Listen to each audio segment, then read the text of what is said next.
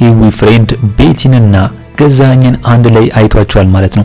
እንግዲህ እንደሚታወቀው ወይም ደግሞ ሂዊ እንደምትነግረው ከሆነ ለሱ አሁን ላይ ቤቲ ስራ እየሰራች እንደሆነና ከዛ ስራ እንግዲህ የምታመጣውን አጠራቅማ ቤቲን እንደምታሳክማት ነው የሚያውቀው።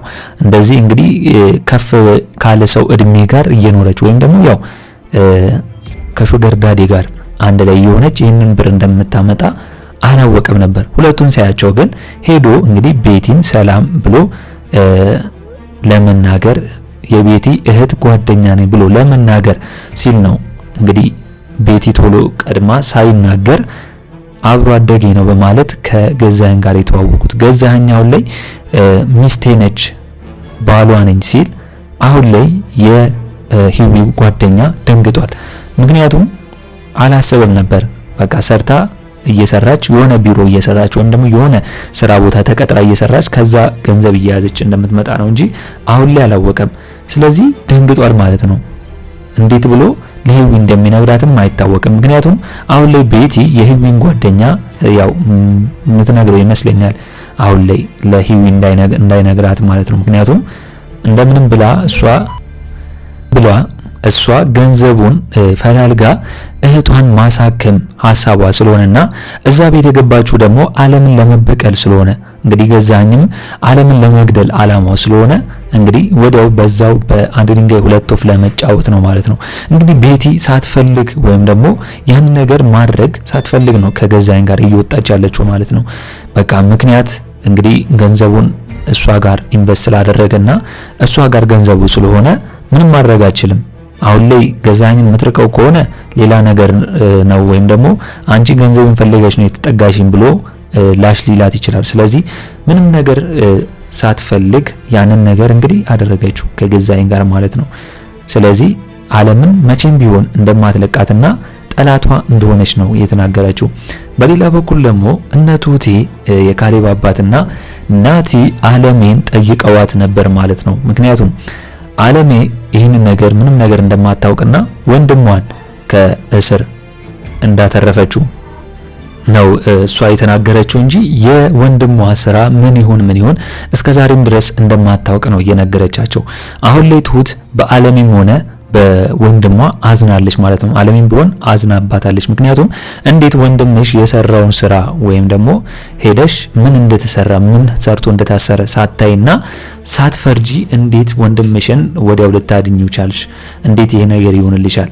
አሁን ላይ ዓለም እንግዲህ ቤቲን ደፍሮ እንግዲህ አስረግዟት እንደገና ደግሞ እህቷን ለመድፈር ሲጣጣርና እንደገና እህቷን ለማዳን ስትል ደግሞ ቤቲ የገዛ ልጁን በሆዷ ውስጥ ያለውን ረግጦ መግደሉና እህቷን ደግሞ እንደዛ እንዳትራመድ ማድረጉ አሁን ላይ ዓለሜ የምታውቅ አይመስለኝም።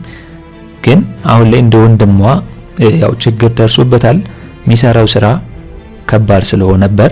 የዛን ሰዓት ጓደኛው መጥቶ ነው ገንዘቡን ወስዶ ሊያስፈታው የቻለው። ከዛ ወደ ውጪ መውጣት ፈለገ ወጣ ነው እንጂ ያለችው አሁን ላይ ምንም የተናገረችው የለም። እውነት ዓለሜ ይህንን ነገር የወንድሟን ሴራና ስራ ሳትሰማና እንትን ሳትል ነው ገንዘቡን የሰጠችው ወይስ እውነት ዓለም እየደበቀች ነው ያ የወንድሟን ሴራ የግርማን ሴራና የወንድሟን ስራ ላለመናገር ላለማጋለጥ ዝም ብላ እየደበቀችው የምትገኘው? ይህንን እስቲ እናንተ በዚህ ጉዳይ ምን ታስባላችሁ? ሐሳብ አስተያየታችሁን ኮሜንት ላይ ማስቀመጣችሁን እንዳረሱ። በሌላ በኩል ደግሞ አሁንም ቢሆን ገዛኸኝ ዓለሜን እስካልሞተች ድረስ ወይም ደግሞ ዓለሜ የሆነ ነገር እስካላደረግናት ድረስ እንቅልፍ አልተኛም እያለ ነው ቤቲ እየነገራት ያለው። አሁን ላይ ገንዘቡን ወደኔ አስተላልፊ እንኳን ባላት ሰዓት ቤቲ ወዲያው ገንዘቡን እንዳላስተላልፈለ ዓለሜ እንግዲህ ልጇ ሊቀበል ይችላል በማለት ያው አስቀይሷለች ማለት ነው። ምክንያቱም ቤቲ ገንዘቡ እሷ ጋር እንዲሆን ነው የምትፈልገው። የዓለምንም ገንዘብ ትፈልጋለች፣ የራሱንም የገዛኸኝም ገንዘብ ይዛ ወደፊት እንደምትጠፋ ግድ ነው ማለት ነው። ስለዚህ ገንዘቡን እንዳይወስድባትና ወደ እሷ አካውንት እንዳይሆን አሳምነው ራሷ ጋር እንዲሆንና አሁን ላይ ገዛኸኝ የዓለምን ጉዳይ ቤቲ ጨርሽልኝ እያላት እያስጨነቃት ነው ያለው። ምክንያቱም ገዛኸኝ መጨረስ አልቻለም የዓለምን ጉዳይ ማለት ነው። በጣም ብዙ ጊዜ ሞክሯል ዓለምን ለማስወገድና ዓለምን የሆነ ነገር ለማድረግ በጣም ብዙ ጊዜ ሞክሯል። ነገር ግን አልተሳካለትም።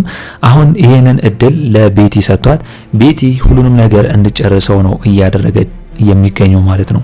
ስለዚህ ቤቲ ህሊናዋንም ሽጣ ከገዛኸኝ ጋር አድራ መታገኘው ገንዘብ ለእህቷ ማሳከሚያ ካደረገች በኋላ አለሜንም ደግሞ በዚህ በኩል ልትበቀላት ነው የምትገኘው። እንግዲህ ከዚህ በፊት ገዛኸኝ ብዙ ጊዜ ጠይቋታል።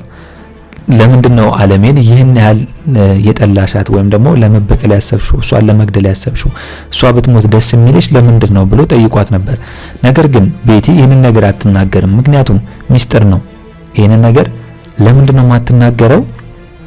ዞሮ ዞሮ መበቀል ስለምትፈልግና ያንን ደግሞ በጊዜ መጨረስ ስለምትፈልግ ያው ገዛኸኝ ከሰማ ለአለሜ እንዳይከረበት ወይም ደግሞ እንዳያስብላት ነው ይሄንን ሚስጥር ደብቃ ለራሷ እያደረገች የምትገኘው ማለት ነው። ስለዚህ ቤቲ አለሜን እስካልሞተችና እሷን እስካልተበቀለቻት ድረስ የእህቷንና የራሷንም ችግር በአለሜ ላይ እስካልተወጣች ድረስ ዝም ብላ ቁጭ ብላ የምታይ ሰው አይደለችም።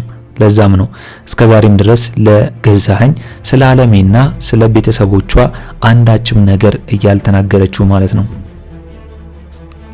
እኩል ደግሞ እንግዲህ አለሜ ያው ከዛ ቤት ለመውጣትና የራሳቸውን ከናቲ ጋር ተከራይተው ለመኖር እየጠየቀችው ነው የምትገኘው። እንግዲህ በዚህ በኩል እንደሚታወቀው ያው የካሌብ አባት አለሜን እንደወደዳትና እንዳፈቀራት ይታወቃል። እሱ ብቻ ሳይሆን ያው ናቲም ብዙ ጊዜ የካሌብ አባት ላይ እናቴን ትወዳታለህ እንዴ ብሎ ጠይቆት እንደሚወዳት ነግሮታል ማለት ነው። ስለዚህ የካሌብ አባት አለም አብረው ብትኖርና አብረው ብትሆን ደስ ይለዋል። ብቸኛ ስለሆነና አሁን ደግሞ ብቻውን የሚያስረሳለት አለሜን ስላገኘ ስለወደዳት አብሯት ብትሆን ደስ ይለዋል። ነገር ግን አሁን ላይ አለሜ ይህን ነገር ያሰበችው ወይም ደግሞ ከዛ ቤት ለመውጣት ለመከራየት ያሰበችው ለምንድነው? ያው የካሌብ አባትን በማስቸገር ዙሪያ እሱን አስቸግረነዋል እንከብደዋለን የሚል ሐሳቤና ፍራቻ ስለሆነ ነው የወጣችው እንጂ ወይም ደግሞ ለመከራየት ያሰበችው ለሌላ አይደለም። አሁን ግን ናቲ ፍላጎቱ ምንድነው? ከካሌብ አባት ጋር እንድትኖር። ምክንያቱም ያው የካሌብ አባት አጠገቧ ሲሆን ይሻላል፣ ከሌላ ይሆናታል።